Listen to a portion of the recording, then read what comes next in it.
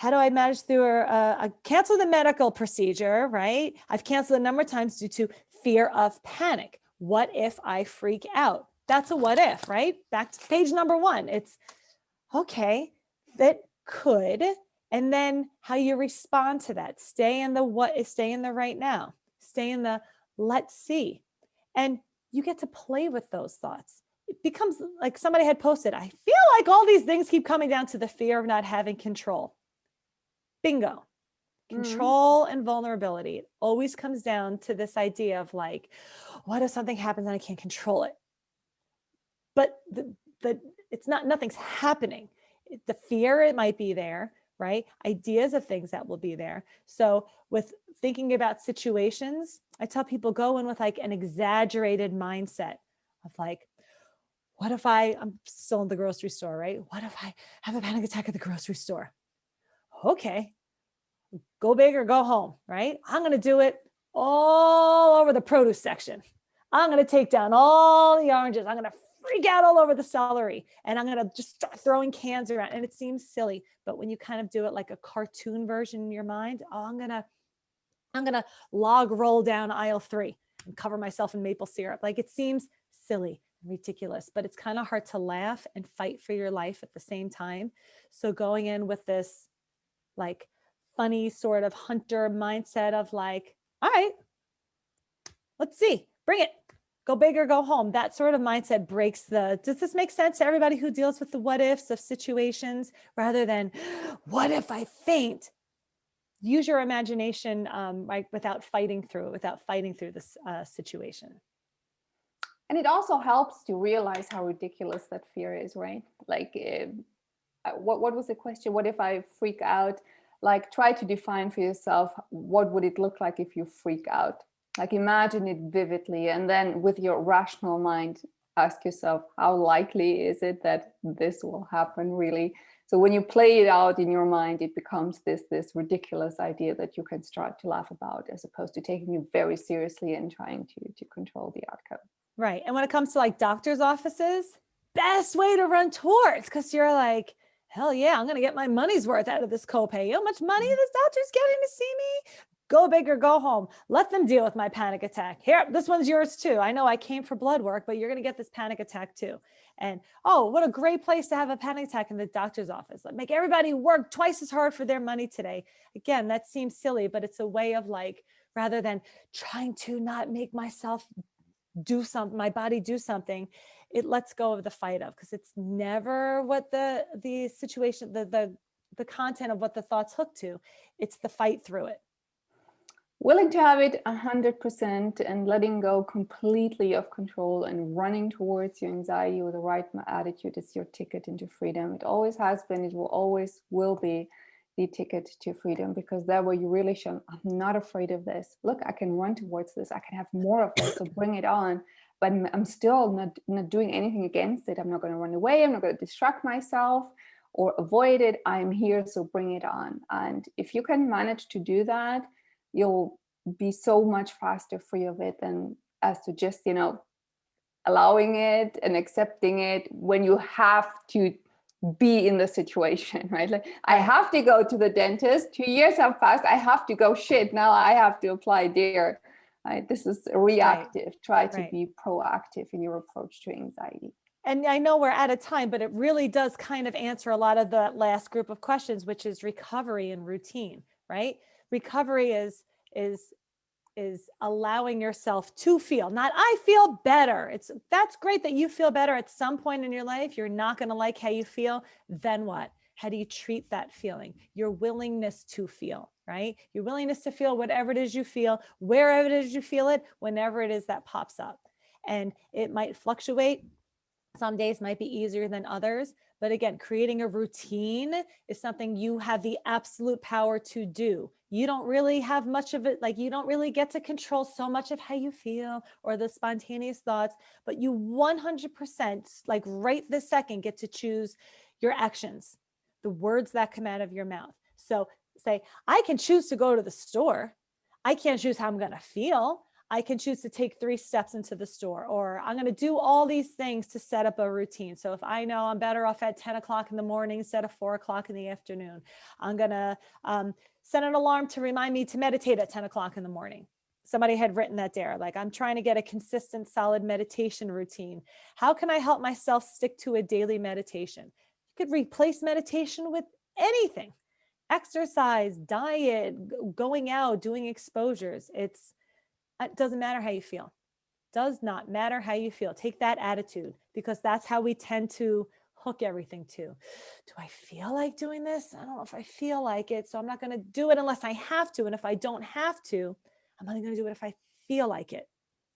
Do it because 3 o'clock, time for this, right? We kind of get stuck trying to, oh, do I feel like it? Should I? Is it the right time? I don't know. What if?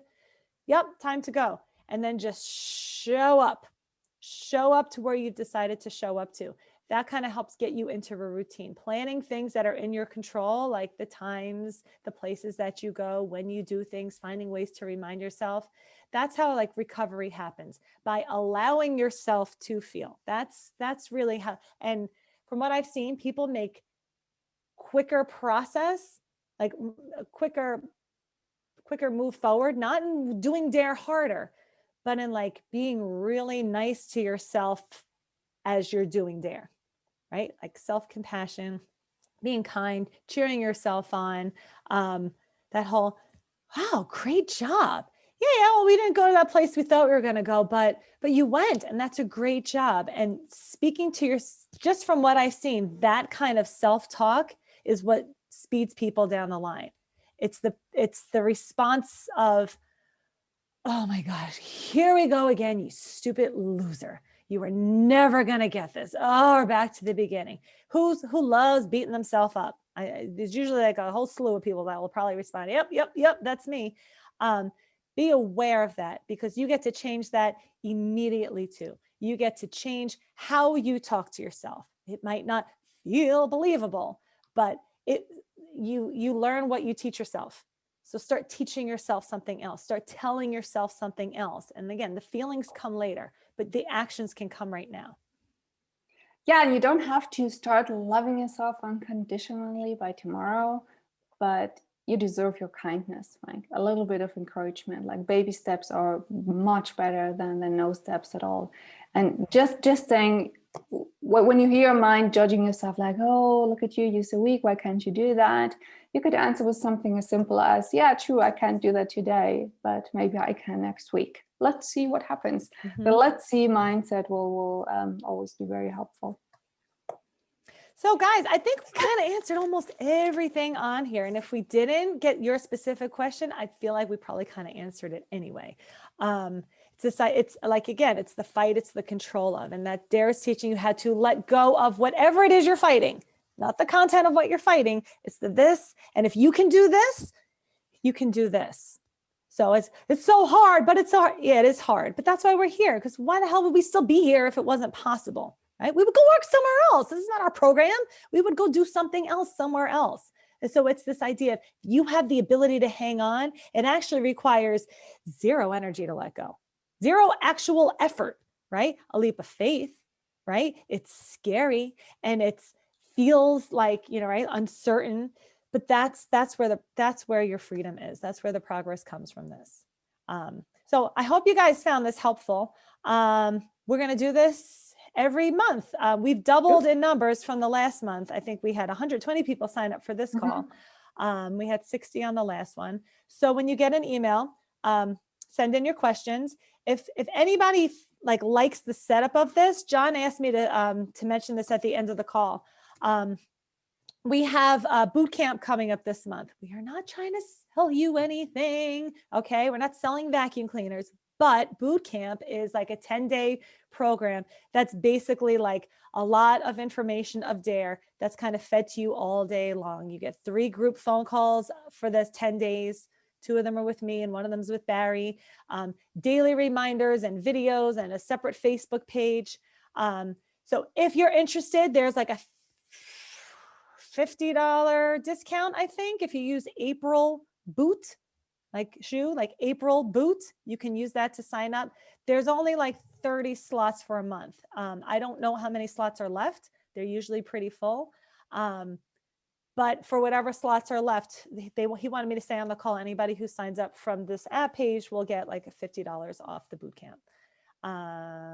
You can do boot camp without Facebook. You'll just miss the Facebook post. So you can sign on anonymously or something like that. But you'll still get audios and videos from Barry twice a day. You can be on all the group calls. The group calls are recorded, so you can go back and watch them again.